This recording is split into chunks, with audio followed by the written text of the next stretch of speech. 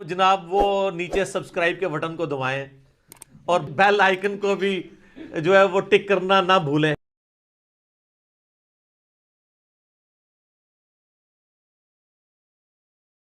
انشاءاللہ علمی طریقے سے تو رد صحیح مسلم کا اگر کوئی رد کر رہا ہے پھر اس سے تو ہم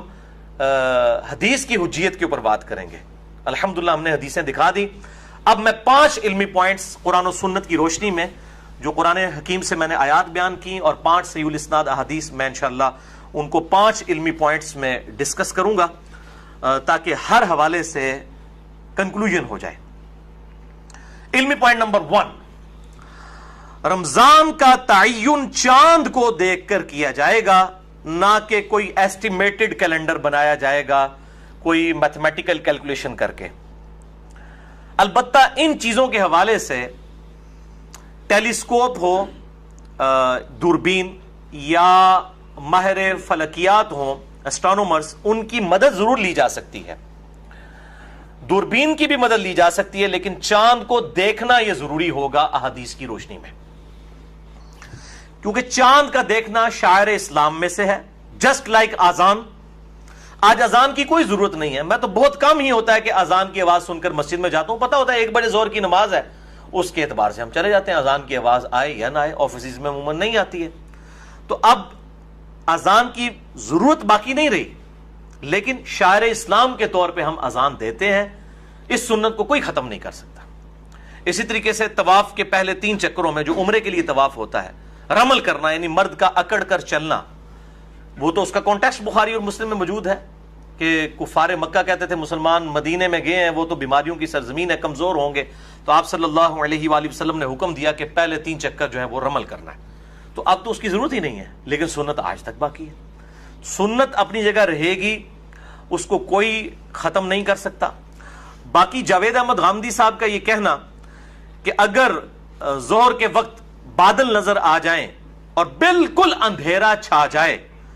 تب بھی ہم گھڑی کو دیکھ کر ہی روزہ کھولتے ہیں، ہم یہ نہیں ہوتا کہ اندھیرا نظر آ گیا تو اب ہم روزہ کھول لیں، تو اس وقت تو ہم اعتماد جو ہے وہ آسمان کے اوپر نہیں کرتے بلکہ گھڑی کے اوپر کرتے ہیں، تو بالکل یہ ان کی دلیل صحیح ہے، لیکن گھڑی کے اوپر جو ہم اعتماد کر رہے ہوتے ہیں میرے بھائیوں وہ ڈیفینیٹ ہے، سولر کیلنڈر جو ہے وہ ڈیفینیٹ ہے۔ 31 جنوری 2001 کو جو طلوع آفتاب کا ٹائم ہے وہ 31 جنوری 3001 کو بھی وہی ہوگا، سولر کیلنڈر میں کوئی فرق نہیں آتا طلوع اور غروب کے اعتبار سے، لیکن جو قمری کیلنڈر ہے،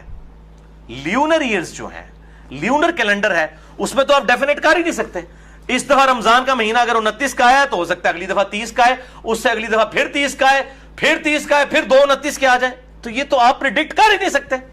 یہ پاسبل ہی نہیں ہے۔ لہٰذا یہ ان کی دلیل اس اعتبار سے بالکل غلط ہے کہ ہم گھڑی کو دیکھ کے چونکہ چل رہے ہوتے ہیں تو گھڑی کو دیکھ کر ہم جو ہے وہ سورج سے ریلیٹڈ ٹائمنگ کو ضرور ایڈجسٹ کر سکتے ہیں،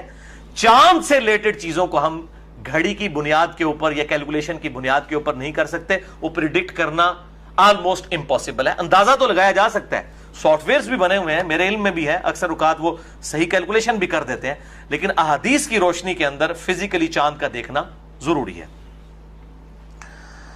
تو سولر ایئرز کے اندر آپ دیکھیں جنوری اگر 31 کا ہے تو ہمیشہ 31 کا ہوگا، لیکن چاند کے مہینوں میں اگر رمضان 29 کا ہے کبھی 30 کا ہوگا، کبھی 29 کا ہوگا، کبھی پھر 30 کا ہوگا، یہ چینج ہوتا رہے گا، لہٰذا دونوں کو ایک جیسا ماننا یہ بالکل غلط قیاس ہے، اس کو ہم بالکل ایکسیپٹ نہیں کرتے۔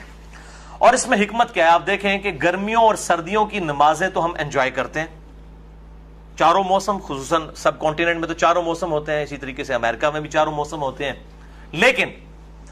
گرمیوں اور سردیوں کے روزے اسی صورت میں انجوائے کیے جا سکتے ہیں جبکہ اس کو لیونر ایئر کے اعتبار سے لے کر چلا جائے، ورنہ تو اگر جون جولائی کے روزے ہوتے تو ہر دفعہ جون جولائی کے ہی ہوتے۔ تو یہ اللہ تعالیٰ نے جو چاند کا سال 255 دن کا 255 ڈیز اور سورج کا جو سال ہے سولر ایئر جو ہے وہ 265 کا رکھ کے 10 دن کے فرق سے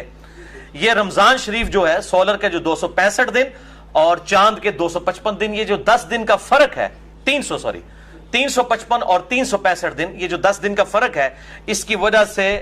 وہ ہمارے جو روزے ہیں وہ آہستہ آہستہ ٹریول کر کے سردیوں میں آ جاتے ہیں، پھر آہستہ آہستہ ٹریول کر کے گرمیوں میں آ جاتے ہیں، اور پورے سال کے اندر یہ روٹیٹ کرتے رہتے ہیں 355 دن اور 365 دن کی وجہ سے، الحمدللہ۔